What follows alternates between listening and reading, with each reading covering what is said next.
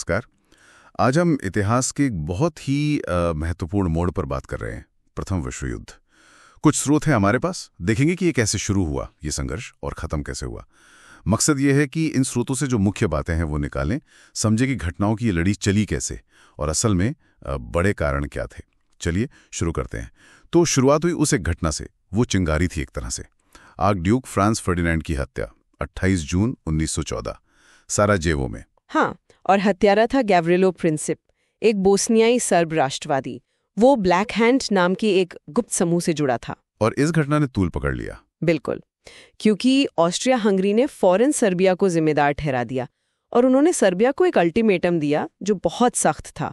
मतलब ऐसी शर्तें थी जो मानना सर्बिया के लिए लगभग नामुमकिन था। तो सर्बिया ने सब शर्तें नहीं मानी? नहीं, पूरी तरह नहीं। और बस इसी बात पर 28 जुलाई 1914 को ऑस्ट्रिया हंगरी ने युद्ध की घोषणा कर दी सर्बिया के खिलाफ की।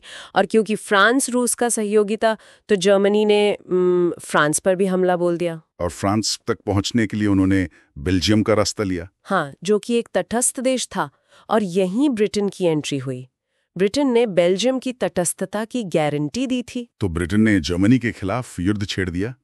मतलब अगस्त 1914 आते आते यूरोप की लगभग सारी बड़ी ताकतें आमने सामने थीं। मित्र राष्ट्र फ्रांस, रूस, ब्रिटेन, और दूसरी तरफ केंद्रीय शक्तियां जर्मनी, ऑस्ट्रिया हंगरी। सही कहा। लेकिन ये जानना जरूरी है, जैसा स्रोत भी बताते हैं, कि ये सिर्फ उस एक हत्या का नतीजा नहीं था। माहौल पहले से ही विस्फोटक था। हाँ, वो MAIN वाली थ्योरी। बिल्कुल। M यानी मिलिट्रिज्म, सैन्यवाद। सब देश हथियार जमा कर रहे थे, सेनाएं बड़ी कर रहे थे। A अलायंसेस यानी गठबंधन, गुप्त संधियां थी। और I इंपीरियलिज्म, साम्राज्यवाद, कॉलोनी बनाने की होड़। और N नेशनलिज्म, राष्ट्रवाद। बहुत तीव्र राष्ट्रीय भावनाएं, खासकर बाल्कन क्षेत्र में। तो ये सब मिलकर एक तरह से स्टेज तैयार कर रहे थे। बस एक बहाना चाहिए था। एक तरह से हाँ, ये सब कारण एक दूसरे को हवा दे रहे थे। और युद्ध शुरू होते ही, खासकर पश्चिमी मोर्चे पर, वो खाइयों वाला युद्ध शुरू हो गया, ट्रेंच वॉरफेयर, जो सालों तक चला। बहुत भयानक स्थिति थी। लाखों लोग मारे गए बिना किसी खास नतीजे के। तो इस गतिरोध को तोड़ा किसने? अमेरिका का आना एक बड़ा मोड़ था। हाँ, बहुत बड़ा। अमेरिका 1917 में मित्र राष्ट्रों की तरफ से शामिल हुआ। कारण थे, एक तो जर्मन यू बोट्स का अमेरिकी जहाजों को डुबोना, और वो जिमरमैन टेलीग्राम भी। हाँ, वो भी, जिसमें जर्मनी मेक्सिको को उकसा रहा था अमेरिका पर हमला करने के लिए। तो अमेरिकी सैनिक आए, नया सामान आया, नया जोश आया। इससे मित्र सेनाओं को काफी मदद मिली। उसी वक्त रूस में भी कुछ बड़ा हो रहा था। बिल्कुल। 1917 में रूसी क्रांति हुई, बोल्शेविक सत्ता में आ गए और उन्होंने मार्च 1918 में जर्मनी के साथ एक अलग संधि कर ली, ब्रेस्ट लिटोव्स्की की संधि।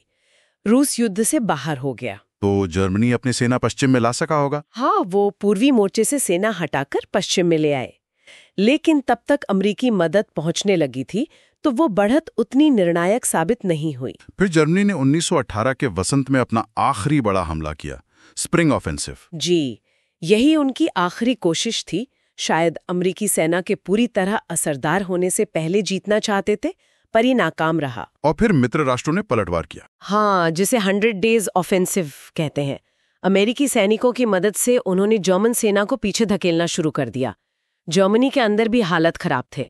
सैनिक थक चुके थे, खाने पीने की कमी थी और हार सामने दिख रही थी। और फिर वो दिन आया, 11 नवंबर 1918 सुबह 11 बजे। 11वें महीने का 11वां दिन, 11वां घंटा। जर्मनी ने युद्ध विराम मतलब आर्मिस्टिस पर हस्ताक्षर कर दिए। लड़ाई बंद हो गई। लेकिन ये सिर्फ लड़ाई का अंत था। असली शांति संधि तो बाद में आई। हाँ, वो थी वर्साई की संधि, ट्रीटी ऑफ वर्साई। इस पर हस्ताक्षर हुए 28 जून 1919 को। ठीक उसी तारीख को जिसके 5 साल पहले आर्कड्यूक की हत्या हुई थी। अजीब संयोग है। बिल्कुल। और ये संधि बहुत विवादित रही। इसमें एक वॉर गिल्ट क्लॉज था, जिसने सारी जिम्मेदारी जर्मनी पर डाल दी। भारी हर्जाना, जमीन छीन ली, सेना सीमित कर दी। इसे जर्मनी में बहुत अपमानजनक माना गया। हाँ, और कई इतिहासकार मानते हैं कि इन्हीं शर्तों ने कहीं न कहीं दूसरे विश्व युद्ध के बीज बो दिए। तो हमने देखा कि कैसे ये जटिल संधियां, सैन्यवाद, साम्राज्यवाद और राष्ट्रवाद का माहौल था, और उसमें एक हत्या ने चिंगारी लगा दी और फिर कैसे नई ताकतों के आने और पुरानी के हटने से ये युद्ध खत्म हुआ। और अंत में सोचने वाली बात यही है कि वर्साई की संधि, जिसका मकसद तो शांति लाना था, क्या उसकी शर्तों की कठोरता ने ही अनजाने में भविष्य के एक और बड़े संघर्ष की नींव रखती थी? ये सवाल इतिहास हमें बार बार सोचने पर मजबूर करता है। अगर आपको ये वीडियो पसंद आई है तो इसे ज़रूर लाइक करें, कमेंट सेक्शन में अपना ओपिनियन बताएं और चैनल को ज़रूर सब्सक्राइब करें। मिलते हैं अगली वीडियो में, तब तक के लिए नमस्कार।